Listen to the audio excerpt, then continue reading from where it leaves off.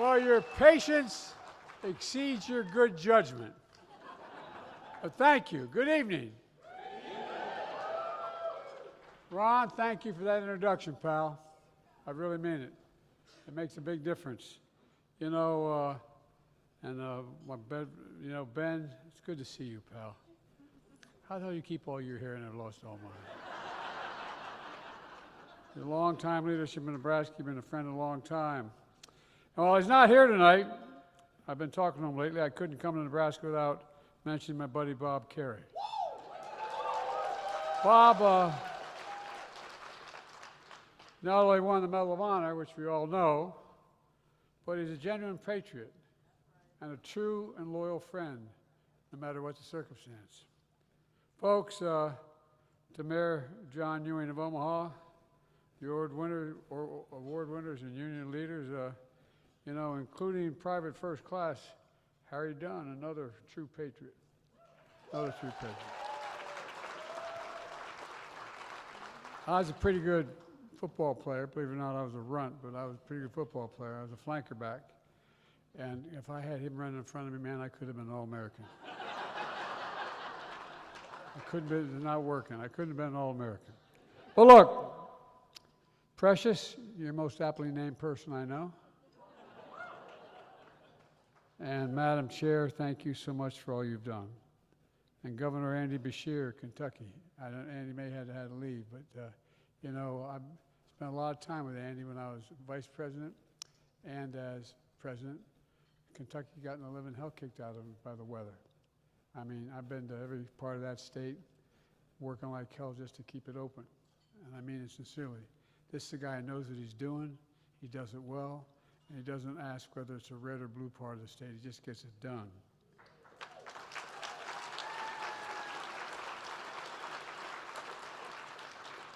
I tried to get a hold of Andy the other day because when I heard that airplane crash, we spent a lot of time talking these things, but a lot of people really devastated in Kentucky today as well. But he's always there. The Louisville airport and their families are really hurting right now. And we're keeping all of you, all of them in our hearts and our prayers. Look, folks, it's good to be back in Nebraska.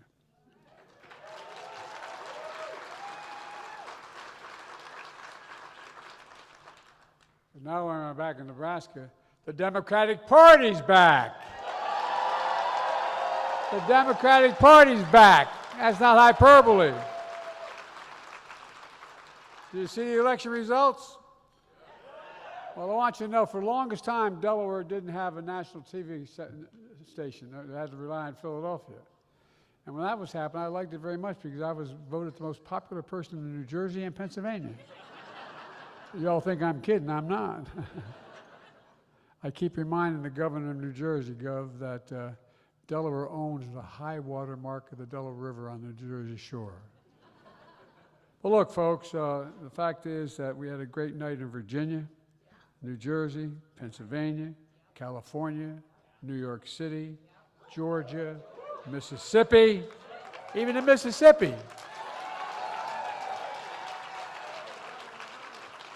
Look, the American people are sending a message. They're sending a message to Trump and to his crowd.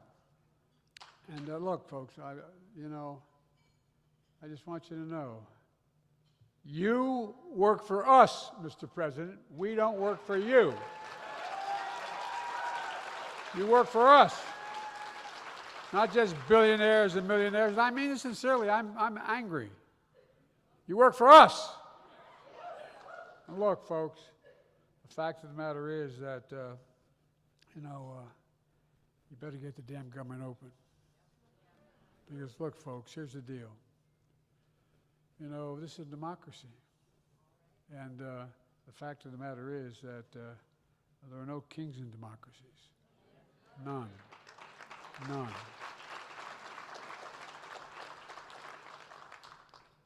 But you act in a way that embarrasses us as a nation, quite frankly. I spent most of my life in, I have the dubious distinction. I'm the youngest man ever elected in the history of America to the United States Senate. And I'm the oldest damn president.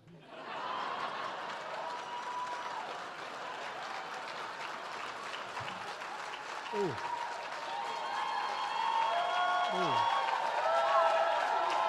It's hard to say.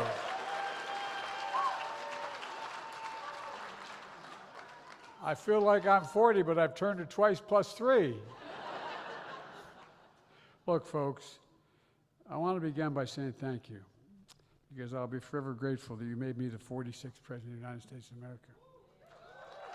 And I'm proud of the work we've gotten done over the years. Together, we had COVID administered to 200 million vaccines we put in people. And we lost 1,500,000 people because of the incompetence of the last administration. In the first 100 days, we did that by saving millions of lives.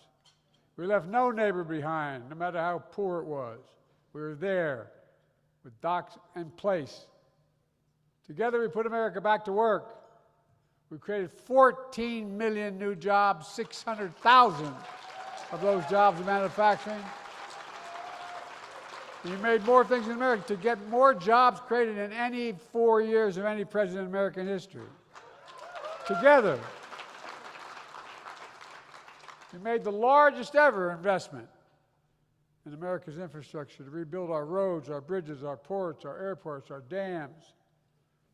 We connected everyone in America to the internet. Everyone. The internet's as important today as electricity was back in Roosevelt's time. We enacted the PACT Act, the business expansion of benefits, expansion of benefits and services to toxic exposed veterans like my son in all of history. And America continued to lead the world. One of the reasons Barack asked me to be vice president was because of my background in foreign policy. Because I've had the dubious distinction, only because I've been hanging around. I know every major foreign leader since 1974. But folks, we rule. We got the respect of the world, not just because of the example of our power, but the power of our example. That's why the world followed us. Not a joke. When I was president, wages were up and inflation was down. More people had health care than ever before in all of American history. And one of the proudest things I did as president was cut child poverty in half in America. But now we have a president who's deliberately making hunger worse for Americans. Today, in the United States of America, 1 in 5 children go to bed hungry every night. No, it's more than boo. It is a disgrace. It's immoral. It's wrong. Simply wrong. By the way, did anyone see a Halloween party Trump threw for himself and his friends? No, down in Mar-a-Lago. I thought it was an example of who he is. The theme of the Halloween party at Mar-a-Lago on Halloween was The Great Gatsby. On Friday, everyone dressed up like the rich folks they are from the Warren 20s, though. And on Saturday, he cut assistance to 40 million food assistance to 40 million Americans. The next day, he holds his party for the world to see, make a fool of himself. And he cuts food assistance. You can't make this stuff up. Folks, when I left the president, I knew Trump was going to take a wrecking ball of the country. But I had no idea. I have to admit, I didn't know it was going to be an actual wrecking ball. Anyone see what he's done to the east wing of the People's House, the White House? It's a perfect symbol of his presidency. Trump is taking a wrecking ball not only to the People's House, but to the Constitution, to the rule of law, to our very democracy. And yet while doing this, Trump, at the same time, can provide recently, on his own account, $40 billion line of credit to Argentina without even the government voting for it? Who in the hell does he think he is? No, I'm serious. I'm not kidding about this. You may remember when I was running the first time around, I talked about I was worried about protection of democracy. I thought it was literally at risk. But I cannot find the money that he's blown away to feed all those kids. The family farms in Nebraska. Many of them are going bankrupt because Donald Trump starts this ridiculous trade war, which I hope the Supreme Court will finally step up and have some backbone and say he had no right to do it.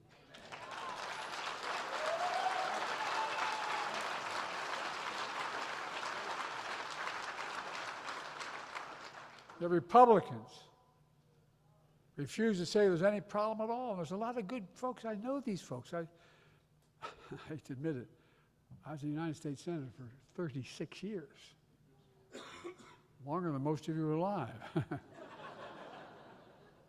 But now, look, he now says we are, quote, in a golden age.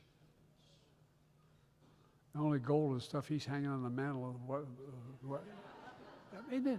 Oh.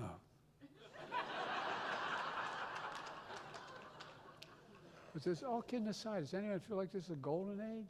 No. But it is a golden age for the Trump family. Can you imagine? Has anyone noticed how much the Trump family has made while he's been president, put in their pocket? Reported $1.8 billion. Can you imagine if any other president in American history did that? Can you imagine what would happen?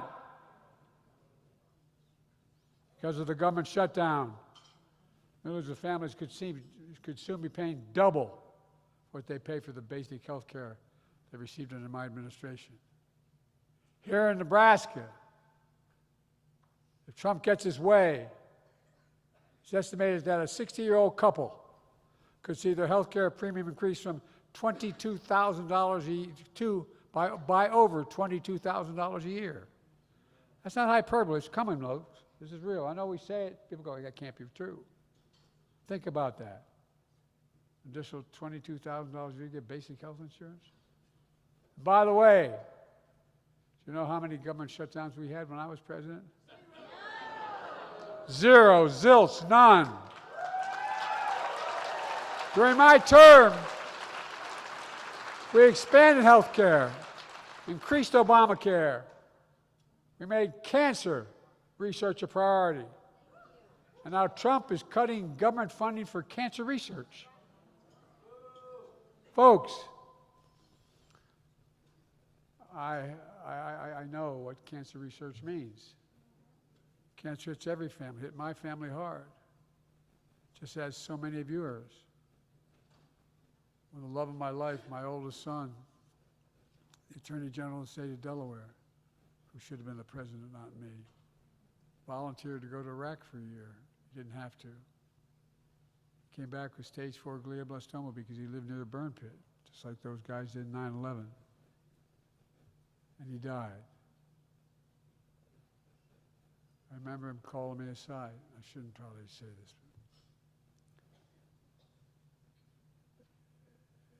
When he died, I thought I lost part of my soul, and he asked to meet with me in his room, the hospital room.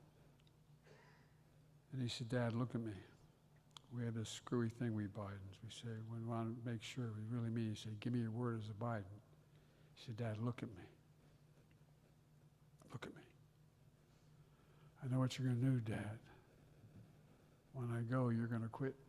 You're not going to want to be engaged. But look at me, Dad. Promise me. Give me your word as a Biden. You'll stay involved. Give me your word." And I did. But guess what? There are those moments like you've had, so many of you. How many in here have lost anybody to cancer? You know. Folks, but when you get that research, the research they're doing, when they diagnose it, in my case, I just had prostate cancer. And when they finish the round of treatment, you get to ring that bell at the end of a year of treatment. Well, I thank God for the doctors and the nurses and the incredible breakthroughs we're making in cancer research.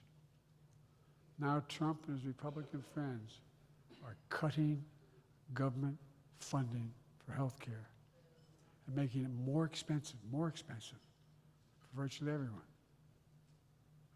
And because of Republican budget cuts, more than 300 rural hospitals in America, including 2 right here in Nebraska, are going to shut down. They're on the chopping block. What alternative do those people have? Not like there's another one 2 miles away.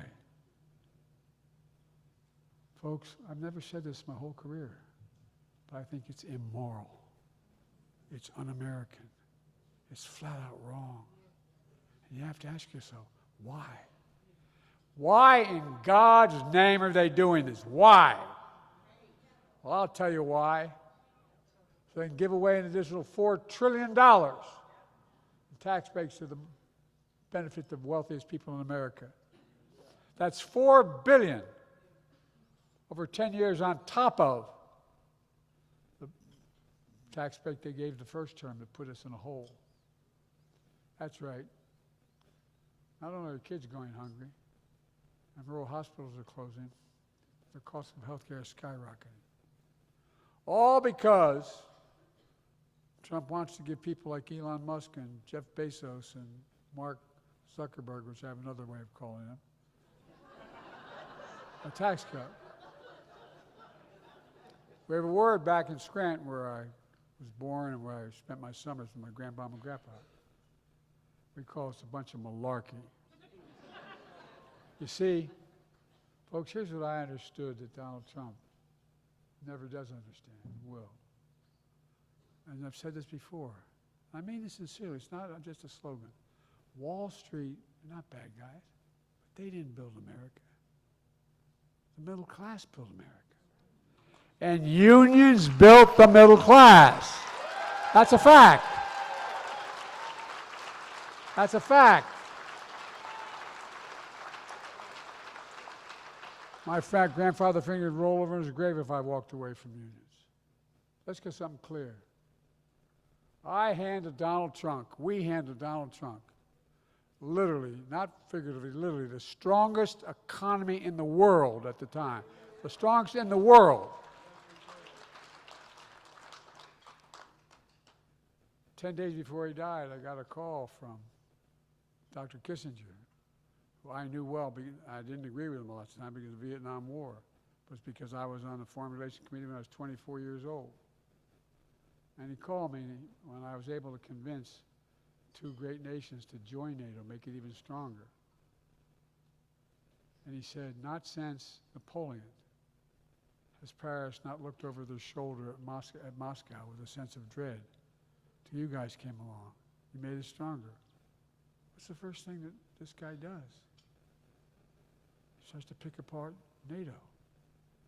He talks about what a drag they are. Look, we invested in America, in the American people. We invested in America. Here in Nebraska, we supported countless projects, including the major renovation of Omaha's airport. Oh, look, it's actually quite a big deal. It's quite a big deal. And by the way, you know, the fact is that when we did that, it was the beginning of, you heard me say lots of times, if we don't lead the world, who does? That's not beating our chest. Think about it. If the United States of America is not leading the free world, who leads the free world? Who? None of our NATO allies by themselves are able to do it. China, Russia. Well, folks, look, this is in the golden age. The fact of the matter is that it was a very, very dark moment. But you know, the fact of the matter is, we're in a situation where we had something special happen just last Tuesday.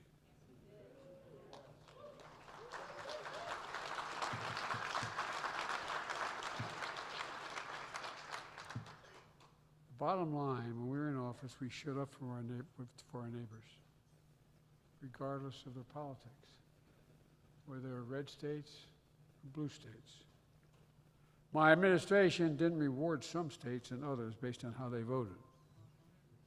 My administration didn't attack red states because I was president of the United States. And even the women who were vocal and when I addressed the United States Congress and terrible to us, they wanted to keep the programs that we had to benefit them. People could say, well, how could you do that for them? It wasn't for them. It's for the people of their states. And folks, you can't govern this nation by dividing the nation. When I was president, the biggest issue facing this nation was this. Is democracy still America's sacred cause? Not a joke. Is it? I used to teach this in college. Is it? Well, let me tell you something. The answer is yes, it has to be. But democracy is not a given. There's nothing guaranteed about democracy, even in America.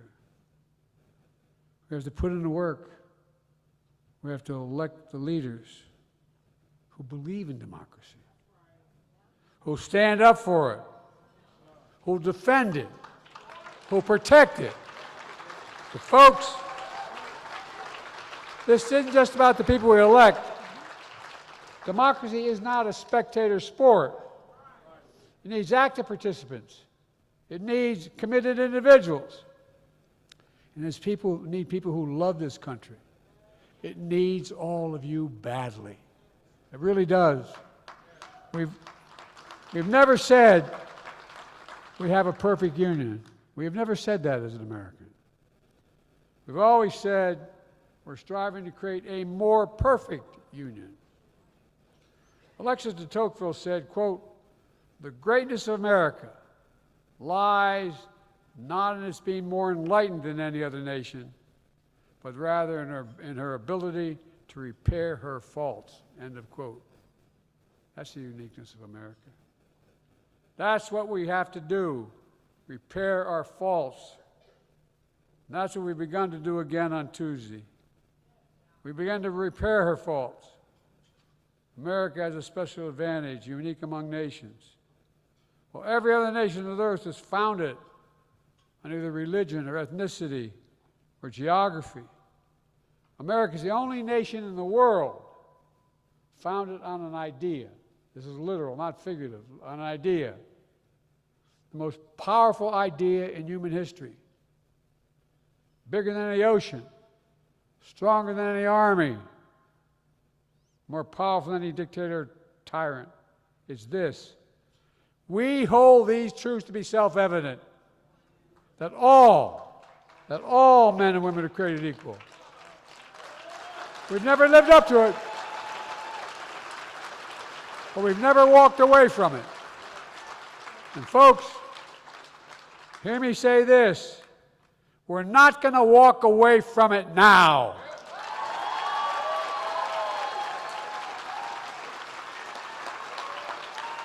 Tuesday night was a good start. And yes, this is a difficult time. But we faced difficult times before. There's one thing I know about the American people. There is no quit in this country. There's no quit in America. None. We can't give up.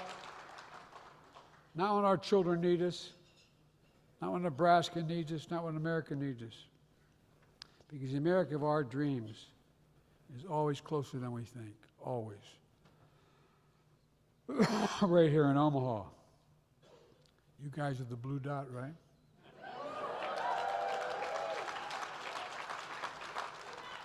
You know what it feels like to be outnumbered.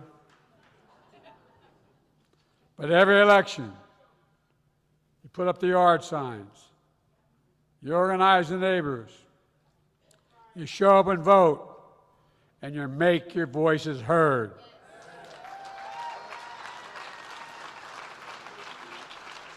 In the Biden family, we have an expression for that. We call it keeping the faith.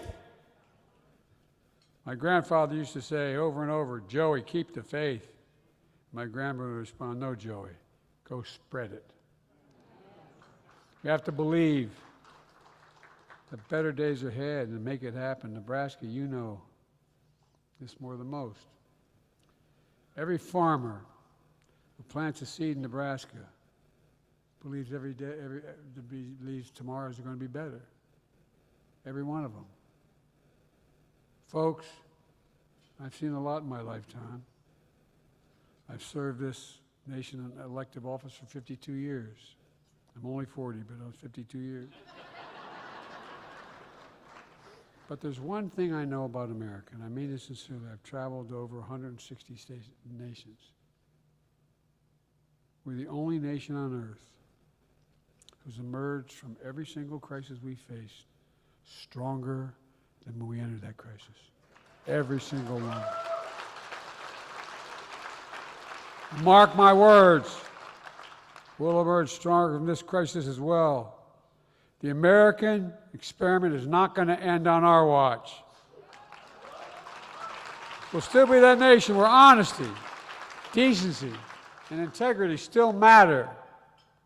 We'll still be the beacon to the world for the next century as we have for the last 250 years. We just have to remember who we are, who in God's name we are. We're the United States of America. There's never been a country like us. Scripture tells us, be strong and of good courage. Be not afraid. Folks, I know this nation. I know the American people. Here's what I know. No one, not even a president, can destroy our democracy if we stand together and fight for it. Nebraska, we can't be afraid. You have an election coming up soon. An open seat for Congress right here in Omaha. Statewide races up and down the ballot. Folks, we can't be afraid to dream big. Not small, big. We have to get back up. And we're getting back up in Nebraska and all of America in 2026. So Democrats, let's get up. Get up. Get up.